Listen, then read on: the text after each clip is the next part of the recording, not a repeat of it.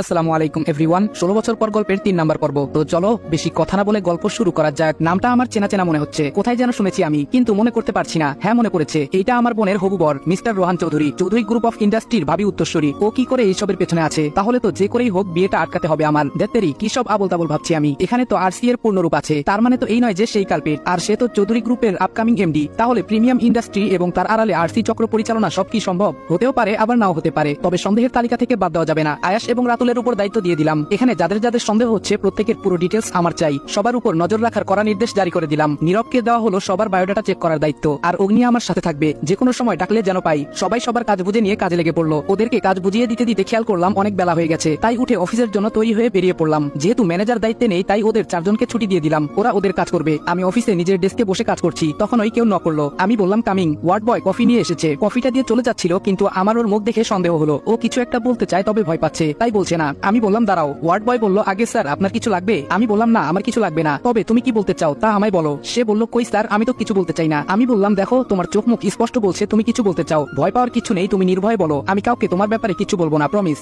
মনে হয় আমার কথাগুলো শুনে সে কিছুটা স্বস্তি পেয়েছে। সে বলল স্যার সত্যি আপনি কাউরে কইবেন না তো? আমি বললাম না, কিছু বলবো না, তুমি আমায় বিশ্বাস করে দেখতে পারো, তোমার কোনো ক্ষতি হতে আমি দেবো না, পাক্কা। ছেলেটা রীতিমতো ঘামছে। আমি তা দেখে এক গ্লাস পানি ওর দিকে বাড়িয়ে দিলাম। আমার হাত থেকে গ্লাসটা নিয়ে সবটা পানি খেয়ে নিল। আমি বললাম বলো রমিস, কি জানো তুমি? ভয় পেও না। ও কিছু বলতে যাবে তার আগেই কেউ দরজায় নক করে, আর রমিস হকচকিয়ে উঠে দাঁড়ায়। আমি ইশারায় তাকে থামতে বলে বাইরের ব্যক্তিকে ভেতরে আসার পারমিশন দিলাম। এমা এ কি, এ তো ইসি, খুব বাঁচান বেঁচে গেছি। বোকা মেয়ে, পুলিশ অফিসার হয়েছিস আর এইটুকু বুদ্ধি নেই? বাইরে দাঁড়িয়ে আমার কথা শোনার চেষ্টা করলেই তো পারতি, বলদ কোথাকার। যাক, ভালো তো আমারই হয়েছে। আমি মনে মনে এসব ভাবছি, তবে ভাবনাটা ভেঙে গেল ইসির একটা কথাতে। একদম 440 ভোল্টের শক খেলাম মনে হয়। ইসি বলল স্যার বাইরে দাঁড়িয়ে আড়ি পাতার অভ্যাস আমার নেই। ও মা, বলে কি? আমার মনে মনে বলা কথা শুনে নিল নাকি? ইসি বলল স্যার শুনতে পাচ্ছেন? আমি বললাম হ্যাঁ শুনছি, বলুন আপনি কি বলতে চান। ইসি বলল আমার 2 দিন ছুটি চাই। আমি বললাম মানে? 2 দিন হয়নি জয়েন করেছেন আর এখনই 2 দিন ছুটি চাইছেন? এটা কি মগের মুল্লুক নাকি? কি ভেবেছেনটা কি? হ্যাঁ, আপনার মতো বাকিরা ছুটি চাইলে তখন কি করব? অফিসের কাজ কে করবে? এক নিঃশ্বাসে কথাগুলো বলে ফেললাম। ইসির দিকে তাকিয়ে বুঝতে পারলাম ভালোই রাগ হচ্ছে ওর, তবে কাজের স্বার্থে রাগটা কন্ট্রোল করার বৃথা চেষ্টা চালিয়ে যাচ্ছে। ইসি বলল দেখুন স্যার, ছুটিটা আমার খুব দরকার। আমি বললাম এখন কোনো ছুটি হবে না, আগে বস ফিরুক, ওনার থেকে চেয়ে ছুটি নিয়ে নেবেন। রাগে কটমট করতে করতে রুম থেকে বেরিয়ে যাচ্ছে।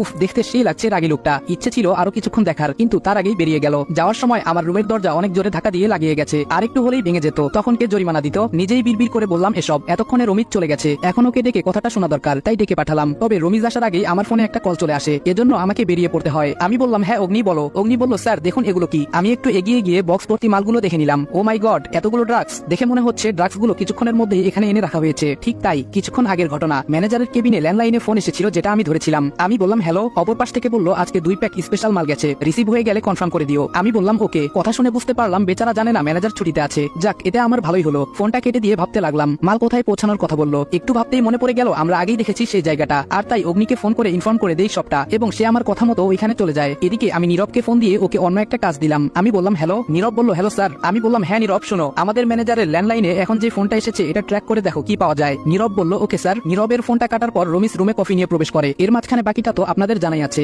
এখন আমরা সেই বন্ধ স্কুলের ভেতর আছি। আমার আর অগ্নির কথার মাঝখানে ফোন এলো। নীরব অপর সাইড থেকে একটা কথা বলল। আমি বললাম ও আচ্ছা ঠিক আছে, তুমি তোমার কাজ করো, বলেই ফোনটা কেটে দিলাম। অগ্নি বলল কি বললো স্যার? আমি বললাম নম্বরটা প্রাইভেট আর ট্র্যাক করা যাচ্ছে না। অগ্নি বলল খুব চালাক। আমি বললাম এত বড় কারবারি যারা হর হামেশা লোক চক্ষুর আড়ালে করছে তাদের কাছে এটা তো অতি সামান্য। অগ্নি বলল তা ঠিকই স্যার। কথা বলতে বলতে আমি দেখলাম একটা লোক আমাদের দিকে তাক করে গুলি ছুটতে লাগলো, তবে অগ্নি উল্টো পজিশনে ছিল তাই দেখেনি। ব্যাপারটা টের পেয়ে আমি ঝড়ের বেগে অগ্নিকে সরিয়ে দিয়ে নিজেরা সেফ হয়ে নিলাম। অগ্নি চাইছিল শুট করার জন্য, কিন্তু না, আমি বাধা দেই, কারণ এখানে গন্ডগোল করতে গেলে যে কেউ আমাদের চিনে ফেলতে পারে। এতক্ষণে চিনতে পারার কথা না, কারণ জায়গাটা বেশ ছিপছিপে অন্ধকার আর আমাদের মুখে মাস্ক ছিল। খুব সাবধানে ওইখান থেকে বেরিয়ে এলাম। আমি বললাম অগ্নি তুমি বাসায় চলে যাও, রেস্ট দরকার তোমার। সে যেতে চায়নি, আমি জোর করে পাঠালাম, এই বলে যে কোনো সময় প্রয়োজন পড়লে ডেকে নিব। ব্যাপারটা আমারই কেমন যেন ঘোলাটে লাগছে। লোকগুলো কোথায় থেকে এলো আর আমাদের আক্রমণ করে বসলো কেন? এসব ভাবনা বাদ দিয়ে সিনিয়রকে ফোন দিলাম এবং ওনার থেকে পূর্ববর্তী অফিসারদের ব্যর্থতা এবং খুনের কিছুটা ডিটেলস জানার জন্য। যা জানতে পারলাম তার মানে হলো এই যে প্রত্যেক অফিসার কোনো না কোনোভাবে দুর্ঘটনার আর অ্যাক্সিডেন্টের শিকার হয়েছে এবং মর্মান্তিকভাবে জীবন দিয়েছেন। তবে এটাও স্যার পরিষ্কার করে বলে দিলেন যে পূর্বে কেউ সিক্রেট ভাবে কেসটা নিয়ে নামেনি, এই প্রথম আমি এসেছি। আর ওইদিকে সিআইডি অফিসারদের একটা স্পেশাল টিম এসেছে।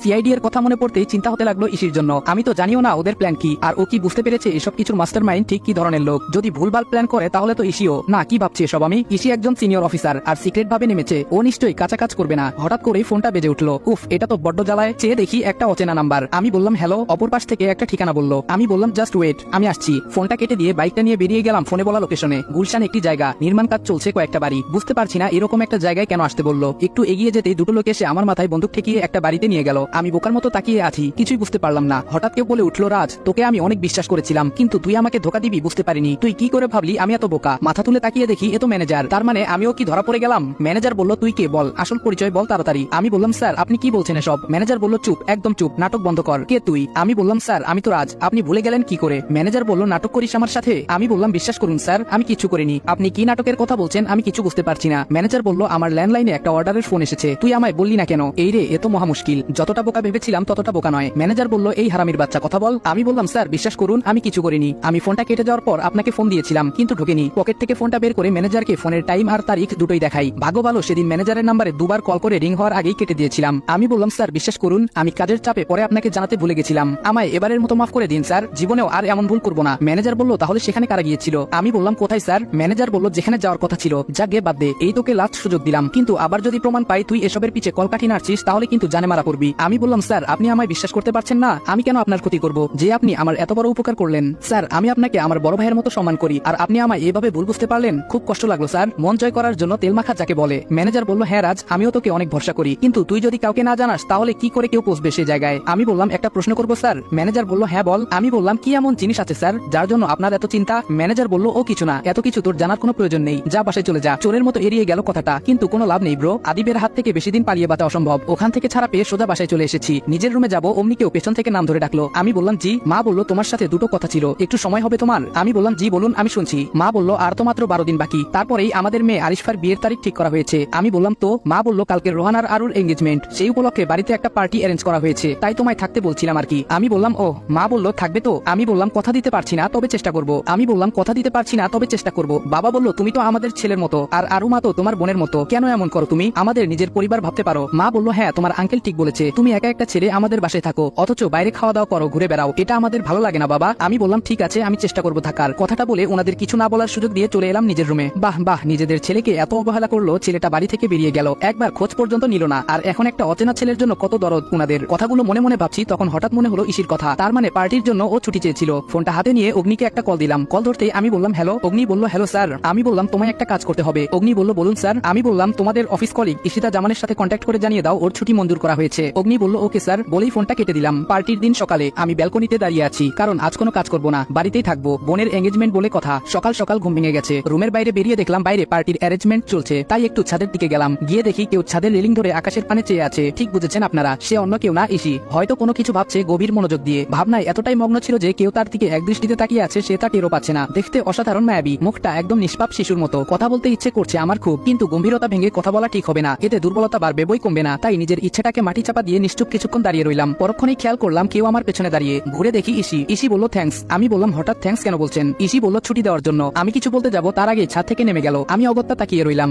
একা একা ছাদেও ভালো লাগছে না, এর থেকে ভালো রুমে গিয়ে কিছু কাজ করে রাখি। রুমে ঢোকার আগে দোতলার উপর থেকে নিচে কাজ দেখতে লাগলাম। পার্টির আয়োজন দেখে মনে হচ্ছে না এখানে শুধু আংটি বদলের অনুষ্ঠানের আয়োজন চলছে, সাথে আরো কিছু হয়তো আছে, তাই এমন ভাবে সাজানো হচ্ছে। যাকে এসব ভেবে আমার লাভ কি? নিজের ঘরে ঢুকে ল্যাপটপটা অন করেছি কিছু কাজ করার উদ্দেশ্যে, মনে হলো কেউ দরজা নক করছে। মেজাজটা তখন বিরক্তির চরম পর্যায়ে পৌঁছানোর উপক্রম। এদের বারণ করার পরও আমার রুমে কাজ কি? উঠে গিয়ে দরজা খুলে দিলাম, বাইরে দেখি ভাবি দাঁড়িয়ে আছে। আমি বললাম কিছু বলবেন? ভাবি বলল খাবে চলো। আমি বললাম মানে? আপনারা হয়তো ভুলে গেছেন আমি প্রথম দিন কি বলেছিলাম। ভাবি বলল ভুলিনি ভাই, তবে আজ তো তুমি আমাদের এক প্রকার মেহমান, তাই মা বলল তোমায়ও ডেকে নেওয়ার জন্য। আমায় আর কিছু বলতে না দিয়ে ভাবি বলল তাড়াতাড়ি এসো, নিচে সবাই বসে আছে। আজব, কেউ আমায় কিছু বলার সুযোগ কেন দেয় না? আমাকে কি মানুষ মনে হয় না? নিজেদের কথা বলে চলে যায়। তবে ভাবির কথাগুলো ঠিকই, আমি তো আজকে এদের মেহমান হয়েই বাসায় আছি, তাই এক প্রকার বিরক্তি নিয়ে নিচে নেমে এলাম নাস্তা করতে। এসে দেখি ভাইয়া ভাবি মা বাবা আর ইসি সবাই আছে, সাথে নিউ মেম্বার। এদের আমি চিনতে পারছি না, হবে হয়তো কোনো রিলেটিভ। আমি আসতেই সবাই খাওয়া শুরু করলো। খাবার মাঝে বাবা আমায় বললেন রাজ। আমি বললাম জি। বাবা বললেন তোমার কাছে একটা অনুরোধ আছে, রাখবে? আমি বললাম কি অনুরোধ? বাবা বললেন আজকে রাতে বাড়িতে পার্টির উদ্দেশ্য একটা নয় দুটো, যেটা আমার মনে হচ্ছিল সেটাই হলো। আমি বললাম তো এটা আমায় বলার কি আছে?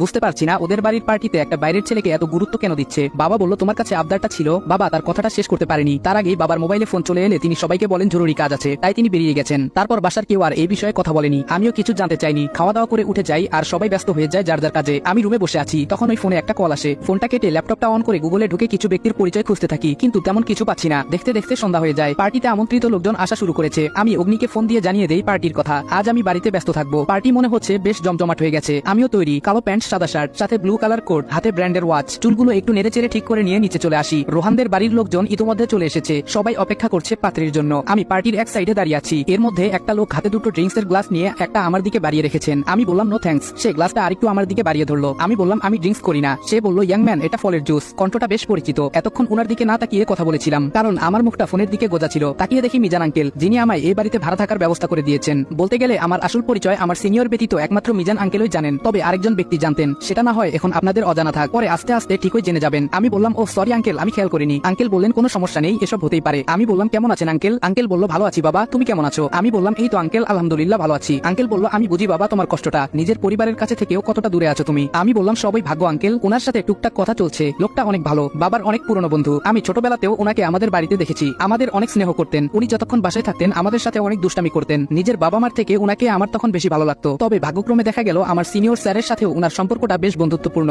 আর সেখান থেকেই উনার সাহায্যে আমার এই বাড়িতে প্রবেশ করা আর কি। কথার মাঝে খেয়াল করলাম সবাই উপরে সিঁড়ির দিকে হা করে তাকিয়ে আছে। এটা দেখে আমিও সেদিকে তাকালাম। মাশাআল্লাহ, আমার বোনটাকে ঠিক যেন রূপকথার রাজকন্যার মতো লাগছে। সবাই ওর দিকে তাকিয়ে আছে, তবে আমার চোখ পাশের জনের উপর আটকে গেছে। সেটাকে আপনারাই বলুন। আমি আবার এত খারাপ না যে সবার উপর ক্লাস খাবো। ছোট থেকে সব সময় একজনের উপরেই খাই বারবার। ইসিকে আজ দারুণ লাগছে, নীল রঙের ড্রেসে পুরাই যেন নীলপরি মনে হচ্ছে। আমি হা করে সেদিকে তাকিয়ে আছি। আমার ঘর কাটলো মিজান আঙ্কেলের কথায়। আঙ্কেল বললেন, থাকো তাহলে ইয়াংম্যান, এনজয় করো। আমি হ্যাঁ সূচক সম্মতি জানিয়ে মাথা নাড়ালাম, আর উনি অন্যদিকে চলে গেলেন। দেখতে দেখতে সময় ঘনিয়ে এলো, দুজনেই আংটি বদল করলো। সবাই করতালির মাধ্যমে অভিনন্দন জানাচ্ছে, আমিও তাই করলাম। আংটি বদল শেষে রূপ বদলে গেল, মানে মুহূর্তেই অন্যরকম একটা সাজ মনে হচ্ছে। এইরকমটা পূর্বের প্রস্তুতি, কারণ এখানে পার্টি দুটো হবার কথা ছিল, আমি তা আগেই জেনেছি। ভাবনার মাঝখানে শুনতে পেলাম ভাইয়া হাতে একটা মাইক্রোফোন নিয়ে সবার উদ্দেশ্যে বলছে, লেডিস এন্ড জেন্টলম্যান, আপনাদের সবাইকে অনেক অনেক অভিনন্দন আমাদের এই পার্টিতে উপস্থিত হয়ে আমাদের পার্টিকে সাফল্যমণ্ডিত করার জন্য। আপনারা অনেকেই অবগত রয়েছেন, আজ আমাদের পরিবারের একটি নয় বরং দুটি বিশেষ দিন। তার মধ্যে একটি আমার আদরের প্রিন্সেসের এঙ্গেজমেন্ট, অন্যটি হলো আমার হারিয়ে যাওয়া কলিজার টুকরো ছোট ভাই আদিবাল ইহসানের 24তম শুভ জন্মদিন। কথাটা বলতেই পুরো পার্টি জুড়ে করতালির জ্বর বইতে শুরু করলো। আমার কাছে মনে হচ্ছে কিছুক্ষণের জন্য আমার পুরো পৃথিবীটা থমকে গেছে। ভাইয়ার মুখ থেকে কথাটা শুনে নিজের অজান্তেই চোখ বেয়ে পানি পড়তে শুরু করে। কোনো মতে হাত দিয়ে চোখের পানিটা মুছে নেই। ভাইয়ার হাত থেকে মাইক্রোফোনটা বাবা নেয়, তারপর বলা শুরু করে, আজ আমার ছোট ছেলে আদিবের 24 বছর পূর্ণ হলো। জানি না আমার ছেলেটা কোথায় আছে, কেমন আছে। ছোট মনে অভিমানের পাহাড় নিয়ে আমার সোনা হারিয়ে গেছে। জানি না আর কোনোদিন দেখা হবে কিনা, ক্ষমা চেয়ে নিতে পারবো কিনা। কথা বলতে বলতে লক্ষ্য করলাম বাবার গাল বেয়ে পানি পড়ছে। উপস্থিত সবার মুখগুলোই মলিন হয়ে রয়েছে। কিছুক্ষণ থেমে বাবা আবারও বলা শুরু করলো, আজকের এই দিনটা আমাদের পরিবারের কাছে অনেক মূল্যবান। প্রতি বছর এই দিনে আমাদের বাড়িতে কেক কাটা হয়, শহরের আশেপাশে সব এতিমখানার বাচ্চাদের খাওয়ানো হয়। জানি এসবের কিছুই আমার আদি জানে না। ছেলেটার বড্ড অভিমান আমাদের উপর। খেয়াল করলাম মিজান আঙ্কেল আমার দিকে তাকিয়ে আছেন। উনি ইশারায় বলছেন আমার চোখের পানি মোছার জন্য, কারণ এখন ভেঙে পড়লে চলবে না। আমার কাঁধে অনেক বড় দায়িত্ব, আমাকে আগে লক্ষ্যে পৌঁছাতে হবে, তারপর অন্য কিছু। এখানে সবাই উপস্থিত আছে, তবে একজনকে দেখতে পাচ্ছি না। হ্যাঁ ইসি, ওকে দেখতে পাচ্ছি না পার্টির কোথাও। তাই একটু উপরে গিয়ে দেখে আসবো ভেবে যেই উপরের দিকে পা বাড়াবো তখনই কানে একটা নাম ভেসে আসে। বাবা বলল, রাজ। নামটা শুনে থমকে যাই। এখানে আমাকে কেন ডাকছে? ওরা কি চিনে ফেলেছে আমাকে? বাবা আবারও বললেন, রাজ একটু স্টেজে আসবে বাবা। আমি খেয়াল করলাম সবাই অবাক হয়ে আমার দিকে তাকিয়ে আছে। আমি অগত্যা স্টেজে উঠে দাঁড়ালাম। বাবা এসে আমার হাত ধরে বললেন, রাজ, তোমাকে প্রথম দিন দেখেই আমরা কেন জানি অনুভব করলাম তোমার মাঝে আমাদের হারানো আদিকে খুঁজে পাচ্ছি। তোমার আন্টি প্রথমে তোমায় আদি বলে ভেবে নিয়েছিল। আমি বললাম, দেখুন আঙ্কেল, আপনাদের কষ্টটা বুঝতে পারছি, তবে আপনাদের ধারণাটা ভুল। বাবা বললেন, রেগে যেও না প্লিজ, আমরা বুঝতে পারছি তুমি আদি নও। আমাদের আদি হলে এতদিন আমাদের থেকে নিজেকে আড়াল রাখতে পারতে না। আমি ভালোই বুঝতে পারছি আমি বাড়ি থেকে চলে যাওয়ায় সবার মধ্যে পরিবর্তন এসেছে। এমনকি ভাইয়া পর্যন্ত আমার জন্য কান্না করছে। খুব ইচ্ছে করছে চিৎকার করে বলতে, আমি তোমাদের আদি। বাবা, ভাইয়া, তোমরা আমাকে এত কাছে পেয়েও চিনতে পারছো না? মাকে জড়িয়ে ধরে কাঁদতে ইচ্ছে করছে খুব, ভেতরটা ছিঁড়ে যাচ্ছে আমার চাপা কষ্টে। বাবা বলল, রাজ, তোমার কাছে একটা অনুরোধ করব। আমি তাকিয়ে আছি, কোনো কথা বেরোচ্ছে না আমার মুখ দিয়ে। বাবা বলল, আমার ছেলে হয়ে আজকে ওর 24তম জন্মদিনের কেকটা তুমি কেটে দিবে বাবা? আমি কিছু বললাম না। কে যেন বলেছিল নীরবতা সম্মতির লক্ষণ, আর তাই তারাও ভেবে নিয়েছে সেটাই। ভাইয়া আমাকে কেকের কাছে নিয়ে গিয়ে দাঁড় করিয়ে হাতে একটা ছুরি দিল। আমিও ফু দিয়ে মোমবাতি নিভিয়ে কেকটা কেটে প্রথমে মায়ের মুখের সামনে ধরলাম। দেখলাম মায়ের চোখ দিয়ে পানি গড়িয়ে পড়ছে। একে একে ভাইয়া, বাবা আরও সবাইকে কেক খাইয়ে দিলাম। ওরাও আমাকে খাওয়ালো, কিন্তু ইসিকে কোথাও দেখছি না। আমি স্টেজ থেকে নেমে সোজা উপরে চলে এলাম ইসির খোঁজে। এসে প্রথমে ওর রুমের দিকে গেলাম, সেখানে নেই। তারপর গেলাম আমার মানে আদিবের রুমের দিকে। সেখানে গিয়ে আমি চমকে গেলাম। আমার একটা ছবি অনেক বড় করে বাঁধানো আছে, যেটা আমি থাকাকালীন ছিল না। ইসি সেই ছবিটার সামনে দাঁড়িয়ে আছে, পেছন দিকে ঘোরা, তাই ওর মুখটা দেখা যাচ্ছে না, তবে কথাগুলো স্পষ্ট বোঝা যাচ্ছে। তুই কোথায় হারিয়ে গেলি আদি ভাইয়া? তোকে আমি কত খুঁজেছি জানিস? কোথাও পাইনি। মনি আর বাপি ওরা কেউ তোর খোঁজ দিতে পারেনি। তোর আমার উপর অনেক অভিমান তাই না? আমি তোকে রেখে বিদেশে চলে গেছিলাম বলে, কিন্তু তুই তো দেখেছিস বাবা মা জোর করে আমায় নিয়ে গেছে। আমিও তো তখন তোর থেকে ছোট ছিলাম, তাই বাধ্য হয়ে চলে যেতে হয়েছে। তুই জানিস আমি 5 বছর পরেই দেশে চলে এসেছি, কিন্তু তোকে পাইনি। আমি অনেক জায়গায় তোকে খুঁজেছি, আজও খুঁজি রে। জানি না কোনোদিন তোকে পাবো কিনা আমি, তবে বিশ্বাস কর আমি সারা জীবন তোর অপেক্ষায় থাকবো। কথা শুনে আমি জ্ঞানশূন্য হয়ে আছি। কি করবো কিছু বুঝতে পারছি না। এতগুলো মানুষ আমার জন্য কষ্ট পাচ্ছে। আমি ভেবেছিলাম ইসি হয়তো ভুলে গেছে আমায়, কিন্তু না, আমি ভুল। আমার পরিবার আমায় এত ভালোবাসে, আর আমি তাদের বুঝতে ভুল করি। নিজের গাল বেয়ে পানি পড়ছে, দুহাত দিয়ে পানিগুলো মুছে নিঃশব্দে রুম থেকে বেরিয়ে চলে আসি। আনমনে নিচে নামছি, হঠাৎ কারোর সাথে ধাক্কা লাগে। সে কিছুটা ব্যথা পেয়েছে বলেই মনে হলো। উপরে মুখ তুলে তাকিয়ে দেখি মাঝবয়সী একটা লোক, তবে চিনতে বাকি নেই উনিকে। আমি বললাম, আই এম সরি। সে বলল, ইটস ওকে বলে দুজনে দুই দিকে চলে যাই। কিন্তু হঠাৎই সে আবার আমায় পেছন থেকে ডাকে, হে ইয়াং ম্যান, তুমি তো রাজ তাই না? আমি বললাম, জি। সে বলল, আমি রৌফ চৌধুরী বলেই একটা হাত আমার দিকে বাড়িয়ে দেয়। আমিও হ্যান্ডশেক করে নেই, তবে আমার কেমন জানি একটা খটকা লাগছে। তখনই মনে পড়ে আরসি, কিন্তু অদ্ভুত ব্যাপার, ওই আরসি এর লিস্টে রৌফ চৌধুরীর নাম নেই। এটা কেমন কথা? যেখানে রোহানের নাম উঠে এসেছে সেখানে আগে তার বাবার নাম থাকার কথা। এই রৌফ চৌধুরী তো একজন ব্যবসায়ী, তার নাম তালিকায় কেন নেই? খুব ভাবনার বিষয়। ফোনটা বের করে রাতুলের নাম্বারে ডায়াল করতে গিয়েও কেটে দেই। হয়তো ঘুমিয়ে আছে, তাই ডিস্টার্ব করা ঠিক হবে না। এমনিতেই বেচারাদের উপর অনেক চাপ যায়, তাই ফোনটা রেখে ঘুমিয়ে পড়ি। সকালে সবার আগে আমার ঘুম ভেঙে যায়, তাই আজ সবার ঘরের দরজার সামনে ঘুরে আসি। সবার রুমে লক করা, শুধু আরুর রুমটা খোলা। তাই একটু উকি মেরে দেখি বোনটা ঘুমাচ্ছে, হয়তো দরজা লক করতে ভুলে গেছে। তাই আমি আস্তে করে ভেতরে ঢুকে কিছুক্ষণ মন ভরে দেখে নেই। তারপর আলতো করে মাথায় হাত বুলিয়ে দিয়ে কপালে একটা চুমু দিতেই ও নড়ে উঠলো। আমি ঘাবড়ে যাই, তবে ওর ঘুম ভাঙেনি, তাই হাফ ছেড়ে রুম থেকে বেরিয়ে আসি। তবে সমস্যাটা হয় হয় রুমের বাইরে, কারণ বাইরে বেরিয়ে যাকে দেখলাম তাকে দেখার জন্য আমি মোটেও প্রস্তুত ছিলাম না।